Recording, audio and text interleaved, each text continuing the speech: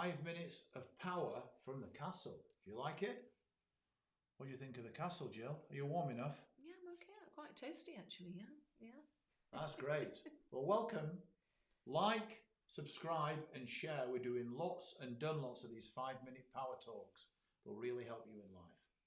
We're talking today about education and educating yourself for success. Education is great. It's good. It's always good to be a lifelong learner. Definitely. Do you remember that phrase? Yes. It's a good phrase. Yeah. I'm into lifelong learning. And that involves not just learning and growing on job or in training, but through qualifications, etc., etc. Talk a bit about that, Jill. Simple ways to educate yourself for success. Talk about doing your chefing course and doing your placement in London. That's a good thing. Oh gosh, yeah, that's going back a long time. I think, and sometimes I'm going to jump right back here a little bit, is not everybody knows when they leave school what they want to do. Don't be put off if you've not got a massive career path, because I think a lot of people, myself included, really did not know what their gifts, talents and skills fully were at the age of 16. So be open to what you love to do, what your personality is, and go with that, things that you feel lifted in. So when I left school, I actually trained in a course at college called General Catering.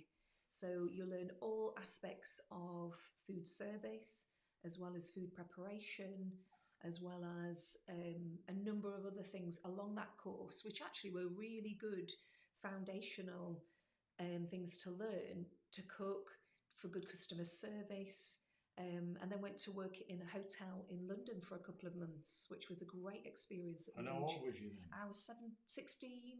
Let me think. No, the first year I went to York, and it was the second year that I did hotel reception, front office management, that I went to London.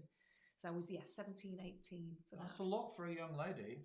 Definitely. Yeah. Big. I loved it. It was a really good experience to go. And I think one thing that helped me to do that was that we'd started to travel and go abroad when I was 12, that we'd started to go to Spain. I actually went to Germany on my own, although my parents took me to the airport when I was 13 and somebody met me on the other side.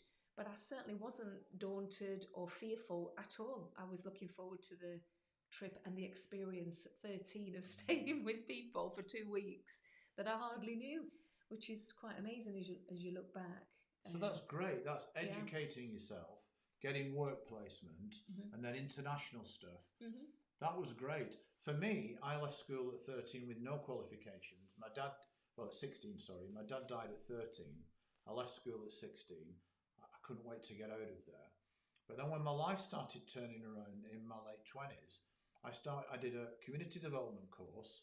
I did some voluntary work, which you can always do with charities. And then I got a job for a big Christian charity, and I was part-time, then full-time, and I wanted to grow and develop. So always ask your bosses, your leaders, your team leaders, how can I develop? Can I take more courses? How can I serve the vision of the organisation? And I did, and I ended up doing a postgraduate certificate in management studies. Wow.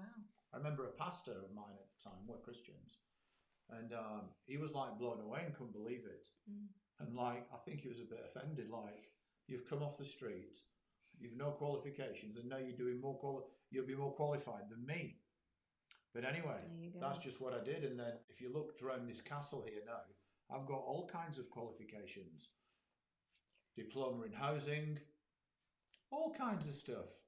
Ordained ministry certificates, honorary doctorates, we didn't earn those. But I've got lots of earned stuff looking round this castle on the walls tonight. So it's always good to keep growing and developing. And what I'd say is, do something in education that flicks your switch that you like. Definitely, yeah. Because then, if you love what you do, you never do a day's work in your life. Mm-hmm. And it's the same then when you're studying that. Yeah. And I tell you, everything will flow into place when you go with what's in your heart. What do I really want to do? Who do I want to work with? What do I want to get qualified in? Mm-hmm. And let me tell you, it's so worth staying on lifelong learning, getting qualified, And I tell you, you'll keep growing and doing that, and it'll be amazing. Like, subscribe, share, comment to these 5-minute power talks. Trust you've been encouraged. It's goodbye from Jill. And goodbye from Terry. We'll see you soon. Ciao.